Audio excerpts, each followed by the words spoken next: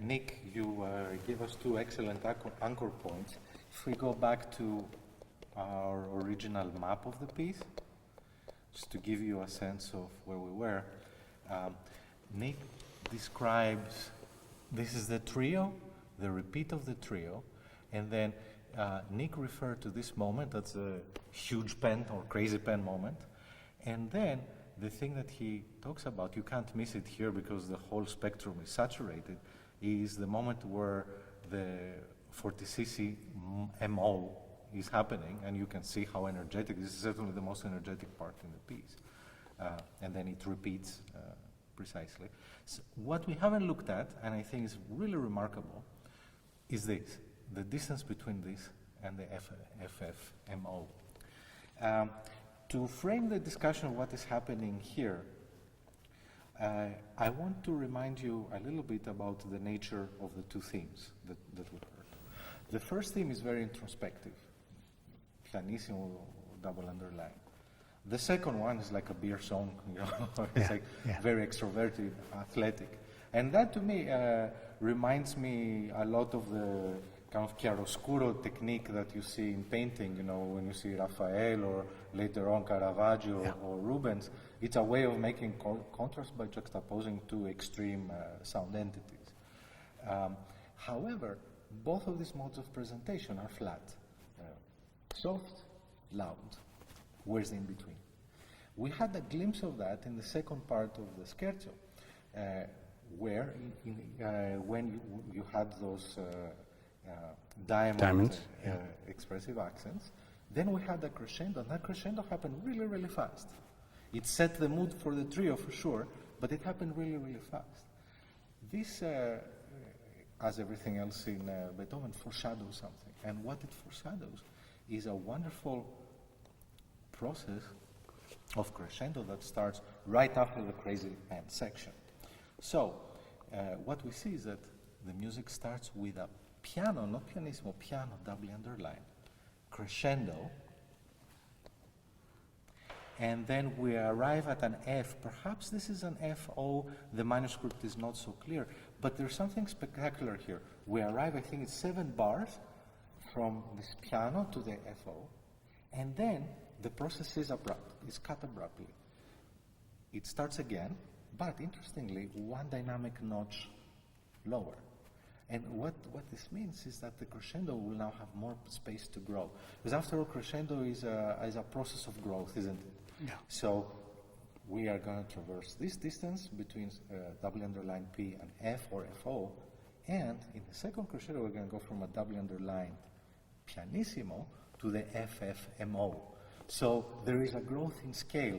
I invite you now to think of the 3 crescendi that we have seen in perspective. The first crescendo goes from a double underlined pianissimo over 2.5 bars to forte. It's really furtive moments, spectacular but really furtive. The second one is 7 bars, and it goes from a double underlined piano to an F or an FO. And the third one, over the course of a much larger span, goes from a doubly underlined pianissimo to the FFMO. So what you see is a wonderful sense of escalation here. The suggested crescendo, the attempt to reach a bigger goal, failure to do so, interruption, and then actually really reaching the climax. And that is so Beethoven. This is such a Beethoven thing to do. Suggest that something is going to happen, and then the process to arrive at this goal is not like climbing a mountain, but it's more like climbing a mountain range, so that there is like the first summit, it goes down really steeply, and then the second summit that arrives in the most spectacular moment in the piece. And if I might just add a typically subtle detail that emphasizes the logic that Beethoven is refining in all these details. Now remember that this is very unrestrained music. So we are seeing this fine thinking, but in a way around something that's quite boisterous and seems very unfettered.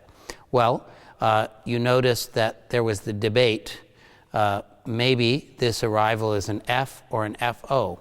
But if it's an F, then we had a little rise to F, a little rise to F, a bigger rise to F, and now the biggest one has a midpoint. And that midpoint is unmistakably FO. And this is the kind of care with which he uses this marking. And in a sense, it would be almost impossible for an audience to, in some numerical way, measure the difference between the F and the FO.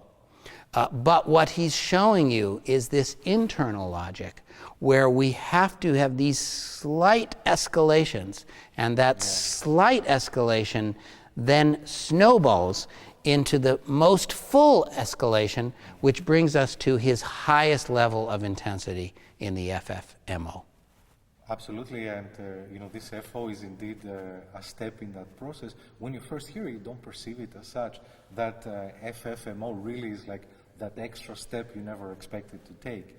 And what I love about this, and we will see this later, this brings the trio section to its conclusion. The first, so we're about 2/3 into the piece. As a matter of fact, for those who like to do calculations, we're almost exactly at the golden section of the piece. And what happens is that this first part of the first 2/3 of the piece are about growth, literally in pitch range, dynamically, emotionally too. And then that's done. That process is done. All this wonderful series of escalating climaxes arrive at the goal, and then you'd be really hard-pressed to find a crescendo after this. There's only a tiny, tiny one that we'll see later, but then it becomes about de-escalation, diminuendo,